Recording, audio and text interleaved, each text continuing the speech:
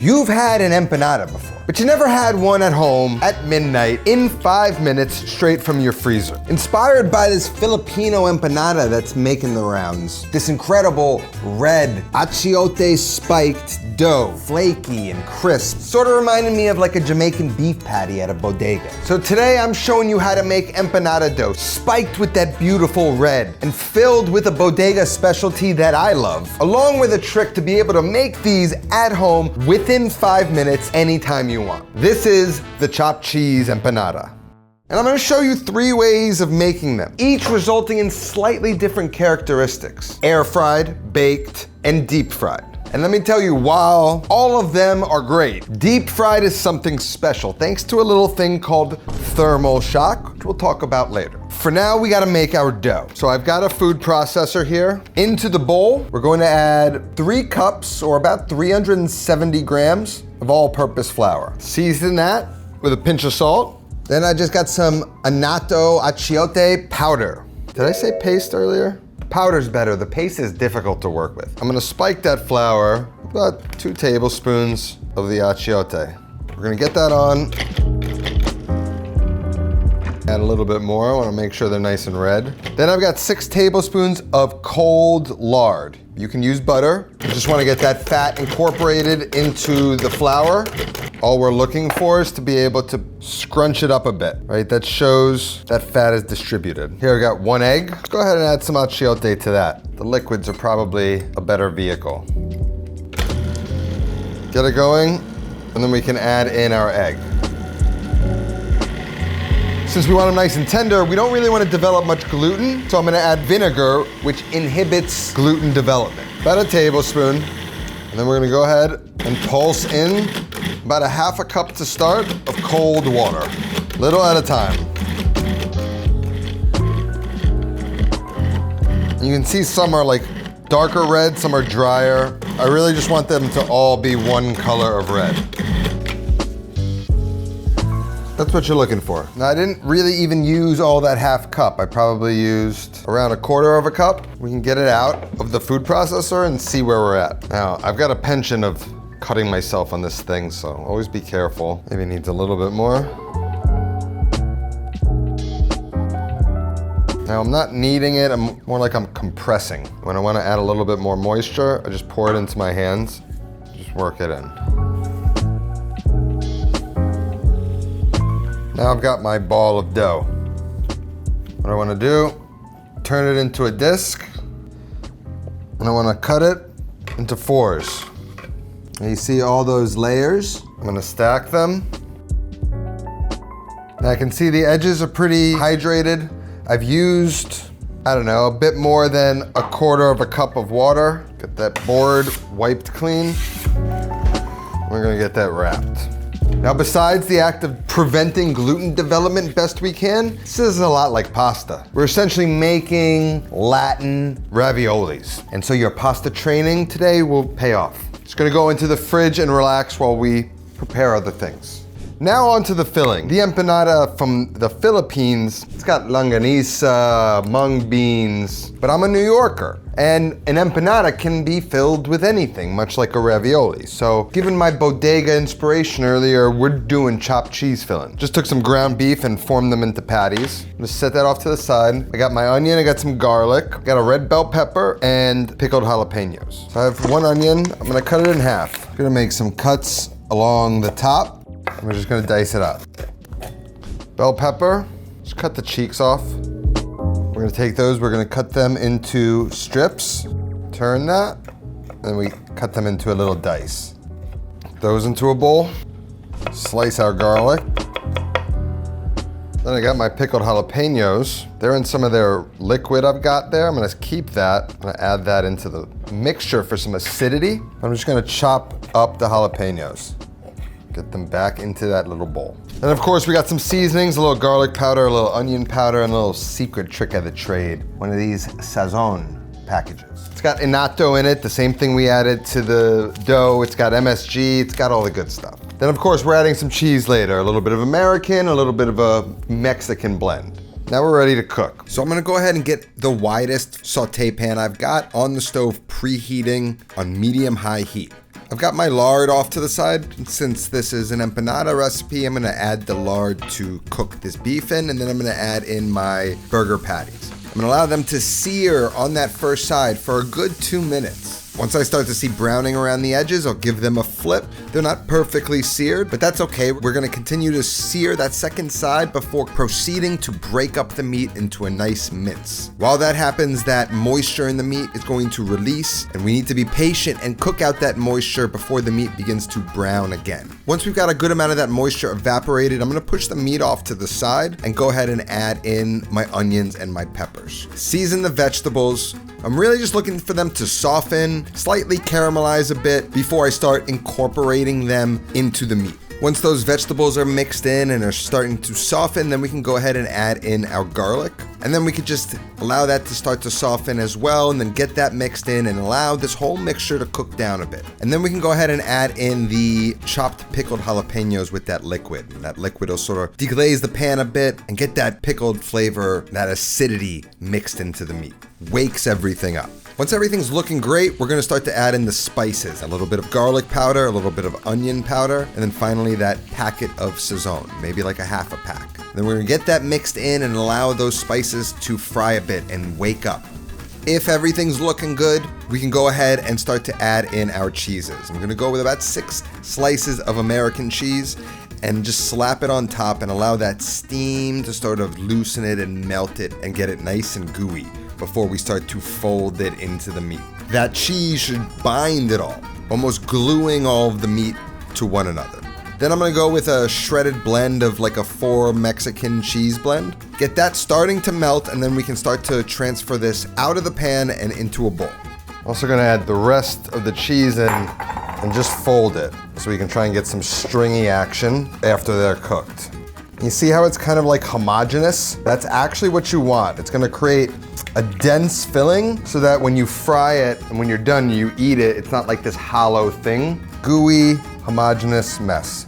A little bit New York, a little bit Latin. It's gonna be so good. Now while that cools, I told you we were gonna be cooking these 3 different ways. Deep fried, baked, and air fried. And today we'll be using the sous vide kitchen robot from our sponsor today, Sous Vide. But sous vide is much more than an air fryer. Sous vide is a smart countertop oven and meal delivery service designed to be a convenient, time-saving cooking solution, not just a meal kit. And while you can use it to cook your recipes, you can also choose one of Sous Vide's over 50 chef-crafted meals. All you gotta do is load that meal up by tapping the recipe card up to the appliance, then choose what time you want your food to be ready, and with its cool-to-cook technology, Sous Vide will safely keep it cool all day and then begin to cook it at your desired time automatically. You don't even need to be home. Saves you time, lets you schedule ahead, and allows for home-cooked meals for people who might not have all the time in the world to cook for themselves or their family. Besides air frying, Sous Vide's 15 cook modes include roast, broil, slow cook, steam, and sous vide. So you get perfectly cooked meals, no soggy microwaved food. And the best part about it is Sous Vide's offering a 100-day risk-free trial. So you can give it a try, and if it's not for you, Sous Vide will make it right. That's a fair deal in my book. Just click the link in the description and take advantage of Sous Vide's 100-day risk-free trial. Let's get back into the video. Now we've got our dough. Let's unravel it. I'm not gonna work with all this dough at once. So let's cut it in half. Now I'm gonna flatten a piece out. I'm gonna start rolling it. I don't need to get it super thin. Then what I can do is take a ring mold like this, punch out 2 circles. Now make sure you get them pretty wide, just so you can fit the ring mold. Keep moving it around so it doesn't stick. Then what we do, we take the rolling pin and then we thin it out even more into a nice big circle.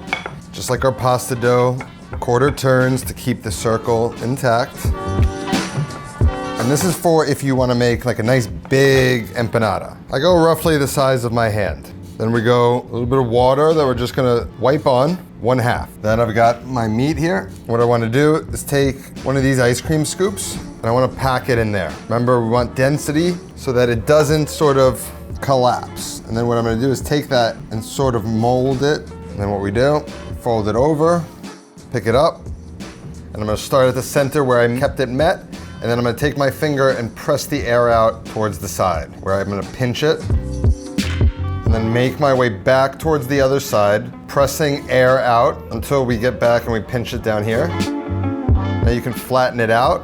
I like to lay it down and then use the curvature of my thumbs to sort of seal the meat in there. Now I have this little dowel here to thin out and seal the edges. Pasta cutter with the fluted edge, and we just go around. And you got a beautiful empanada in which we're going to place on a sheet tray and it'll go in the freezer. Now with that recipe, you get 12 empanadas. And all 12 of the empanadas are in the freezer right now. That's doing two things. One, it allows us to have empanadas in the freezer accessible to us at all times. And if you're frying them, that's empanadas in about 5 minutes if your frying oil is up to temperature. And at most, if you're air frying or baking, 25-30 minutes. But having them in there means you got empanadas. The second reason is a thing called thermal shock. Here's the idea. Cold dough goes into a hot oven. That kind of creates a reaction where the steam inside of the dough evaporates quickly, which puffs the layers of the dough. That happens usually with any dough, but now that we're freezing it, and then especially when we deep fry it, those are like extremes, right? So that's gonna create real thermal shock that's gonna create a nice, tender, flaky dough. That's the science lesson of the day. Now, today we're gonna bake and air fry our empanadas, and then we're gonna wait till some of them freeze, and I'm gonna show you how they fry up once frozen. First up, we're gonna place 2 of our empanadas on a sizzle platter. All we have to do with these is give them an egg wash. Try and be a little light with it. Get those into about a 400, 425 degree oven. You know, depending on your oven, it's kind of like not browning, maybe jack it up to 425, but try 400. Place it in the oven for about 25 minutes. We're just looking for that to get brown and beautiful. Then we're gonna set up our sous vide for air frying. I've got a drip pan at the low level and then my air frying basket set up in the top shelf of the sous vide. I'm going to turn it on, start my cook.